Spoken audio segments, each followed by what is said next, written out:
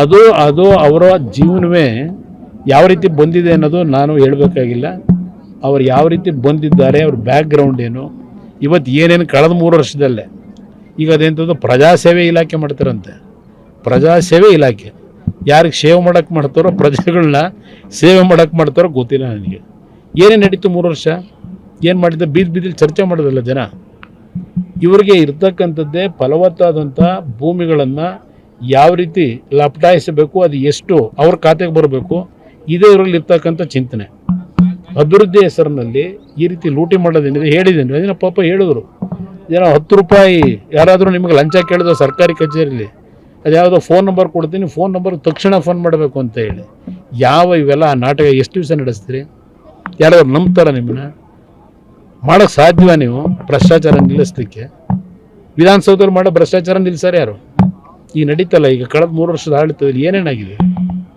ಅದರಿಂದ ನಾನು ಬಿಡದಿಯ ವಿಷಯದಲ್ಲಿ ಯಾವುದೇ ಕಾರಣಕ್ಕೂ ಅಸೂಯೆಗೋ ಇಲ್ಲ ರಾಜಕೀಯಕ್ಕೋಸ್ಕರವಾಗಿ ನಾನು ಮಾಡ್ತಾಯಿಲ್ಲ.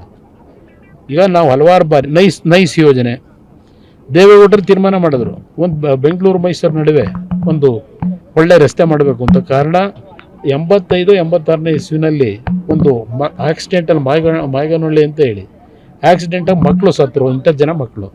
ಆ ಹಿನ್ನೆಲೆಯಲ್ಲಿ ದೇವೇಗೌಡರು ಒಂದು ರಸ್ತೆ ಆಗಬೇಕಿಲ್ಲ ಅಂತಕ್ಕಂಥದ್ದು ನಿರ್ಧಾರ ಮಾಡಿದ್ರು. ಅವರು ಡೆಲ್ಲಿಗೆ ಹೋದರೆ ಬಂದಂಥ ಸರ್ಕಾರಗಳು ಆ ಕಂಪನಿ ಜೊತೆ ಸೇರ್ಕೊಂಡು ಏನೇನು ಅನಾಹುತ ಮಾಡಿ ಎಷ್ಟೆಷ್ಟು ಲೂಟಿ ಆಗಿದೆ ಇವತ್ತು ನಾನು ಕೇಳಲಿಕ್ಕೆ ಬಯಸ್ತೀನಿ. ನೈಸ್ ರಸ್ತೆ ಹೆಸರಿನಲ್ಲಿ ಭೂಮಿಗಳು ಅಕ್ವೈರ್ ಮಾಡಿದ್ರಲ್ಲ, ನೀವು ಬೆಂಗಳೂರು ನಗರದ ಹೊಸಕೆರೆಹಳ್ಳಿ ಈ ಟೋಲ್ ಗೇಟ್ ಇದೆಯಲ್ಲ, ಅದರ ಪಕ್ಕದಲ್ಲಿ ಡಿನೋಟಿಫಿಕೇಶನ್ ಮಾಡಿಸ್ಬಿಟ್ರೆ ಜೈಲಿಗೆ ಹೋಗ್ಬಿಡ್ತಾರಂತೆ ಇವರು.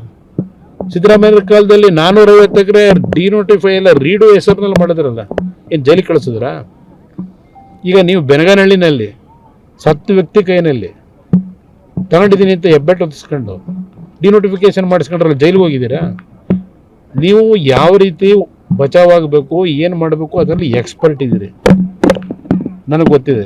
ಈ ನಾಟಕ ಬಿಟ್ಟು ಗೌರವಯುತವಾಗಿ ಇವತ್ತೇನು ಅಧಿಕಾರ ಸಿಕ್ಕಿದೆ 4 ದಿನ ಒಳ್ಳೆ ಕೆಲಸ ಮಾಡಿದ್ರೆ ಇವತ್ತು ನಮ್ಮ ಬೆಂಬಲ ಇದೆ.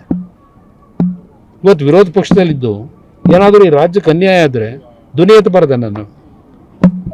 ಇವತ್ತು ವಿರೋಧ ಪಕ್ಷದಲ್ಲಿ ಕೆಲಸ ಮಾಡಬೇಕಾದ್ರೆ ಇವತ್ತು ನಾವು ಧ್ವನಿ ಎತ್ತದೇ ಇದ್ದರೆ ರಾಜ್ಯದ ಪರಿಸ್ಥಿತಿ ಏನಾಗುತ್ತೆ? ನಮ್ಮ ರಾಜ್ಯ ಸಂಪದ್ಭರಿತವಾದಂಥ ರಾಜ್ಯ ಇದು. ಹಣದ ಕೊರತೆ ಇಲ್ಲ, ಜನ ಯಾವಾಗಲೂ ಖಜಾನೆ ತುಂಬಿಸ್ತಾರೆ. ಆ ತುಂಬಿಸಿರೋ ದುಡ್ಡನ್ನು ಸರಿಯಾದ ರೀತಿ ಗುಣಾತ್ಮಕವಂಥ ಕೆಲಸಗಳಿಗೆ ಉಪಯೋಗ ಮಾಡದೆ ಸ್ವೇಚ್ಛಾಚಾರವಾಗಿ ನೀವು ಇದೆಲ್ಲ ಮಾಡ್ಕೊಂಡು ಯಾರ ಮೇಲೆ ಯಾತಕ್ಕೆ ದೂರ್ತೀರಿ? ಭಗವಂತ ಏನೋ ಒಂದು ದೇವ್ರು ನಂಬಿದ್ದೀರಾ ಅಲ್ವಾ? ದೇವ್ರ ಮೇಲೆ ನಿಮ್ಗೆ ಏನಾದರೂ ನಿಜಕ್ಕೂ ನಿಮ್ಮ ಹೃದಯದಲ್ಲಿ ಆ ಭಯ ಭಕ್ತಿ ಇದ್ದರೆ ಹಿಂದೆ ನಡೆದದ್ದು ಬಿಟ್ಬಿಡಿ, ಈಗಲಾದರೂ ಒಳ್ಳೆ ಕೆಲಸ